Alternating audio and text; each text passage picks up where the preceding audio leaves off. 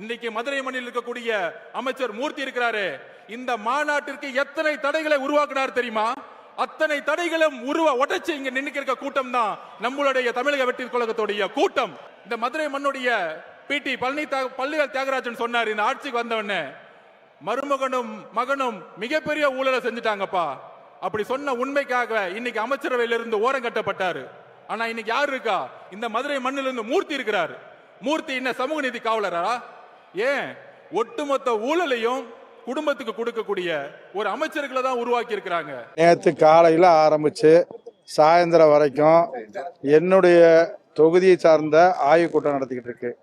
எதிரிக்கு கூட எங்க முதலமைச்சரும் நாங்களும் அந்த மாதிரி வேலை எந்த காலத்தையும் நாங்கள் பார்க்கறது இல்லை. அவர் செஞ்சிருக்கிறாருன்னா அதை விட ஒரு பங்கு மேலே செய்யணும்னு தான் நாங்கள் நினைப்போமே ஒழிய இந்த சில்லித்தனமான வேலையெல்லாம் எந்த காலத்திலையும் திமுக ஒரு காலத்திலும் செய்யாது. அவர் சொல்ற மாதிரி சேர் கொடுக்கக்கூடாது, இந்த வாக்காளர் தோன்றது இடையூறு, அது திராவிட முன்னேற்ற கழகத்தில் இருக்கக்கூடிய ஒரு தொண்டன் கூட அந்த பணியை செய்ய மாட்டோம். அவங்க சொல்றது உண்மைக்கு மாறான செய்தியை சொல்லியிருக்கிறாங்க. எதுக்காக சொன்னாங்க, யாரு சொல்லி சொல்றாங்கன்னு உண்மையிலே எங்களுக்கு தெரியாதுங்க. அதனால அந்த மாநாடுக்கு ஒரு துளி கூட நாங்கள் மாவட்டத்திலேயோ நாங்களோ எந்த தீங்கு நினைக்கல.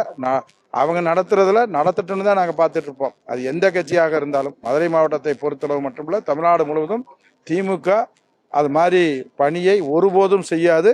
உண்மைக்கு மாறான செய்தியை யாரோ சொல்லியிருக்காங்க, அவங்க சொல்லியிருக்காங்க. அது உண்மை அல்ல.